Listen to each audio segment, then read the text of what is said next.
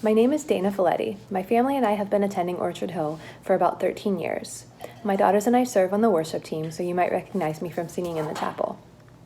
My spiritual journey began when I was young. I was raised in a traditional church, but my family didn't attend most Sundays. I did go, though, with my Italian nonna who never missed Mass. I learned all of the rote prayers and participated in the sacraments, but nobody at church ever really said, "Hey, will you pray with me?" We were taught to take our confessions and our worries to the priest, who was always an arm's length away. We were never really encouraged to go to the Bible in times of trouble. Somehow, though, I knew to go to God, and when I prayed, it was never the rote prayers that I learned, but always a conversation. I talked to him about my day, my downfalls, my dreams. He was my spiritual father, and I felt that. Later, I came to understand that when he created me, he'd laced into my soul this desire to be in relationship with him. And now, looking back, I can see how God was chasing me down through every stage of my life. After I had our first daughter, Shia, God led me to join a mom's group at a local church, where for the first time I said the words, "Lord, I know I'm sinful and I need you as my Savior." I remember feeling insecure because I knew nothing about the Bible, but there's where I memorized my first verse. It was one from Psalm 139. "Search me, O God, and know my heart. Test me and know my anxious thoughts." It makes me think about how anxiety plagues my kids and sometimes myself, and reminds me of one of my favorite childhood hymns, On Eagle's Wings, whose lyrics say, "You need not fear the terror of night, nor the arrow that flies by day."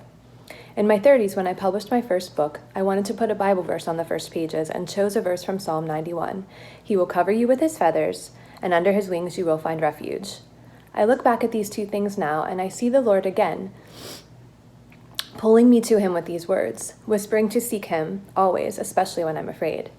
Fast forward to about a year ago, I joined a women's Bible study at Orchard Hill Church where we studied and memorized the Psalms. I chose Psalm 91, which says, "If you call on God, he will answer you. If you make him your dwelling place, he will cover you." I realized that my favorite hymn, On Eagle's Wings, comes from Psalm 91, and this kind of blew my mind. In early February, I had some medical issues and had to cut short a trip to Florida. While on the turbulent flight home, I was terrified of having complications, but I closed my eyes and listened to my worship playlist, and I prayed for God's protection. The peace of God wrapped around me like a father's arms. A month later, another medical scare, but this time it was my heart. As I waited at an urgent care for the ambulance to arrive, Psalm 91 flowed from my lips, "Lord, cover me." My daughters were praying for me at their worship team rehearsal, as was the team. I got texts from parents and teachers who were all praying for me, and by the time I got to Pasadena Hospital, my heart had begun to normalize. I believe this was God answering when we all called, just like it says he does in Psalm 91.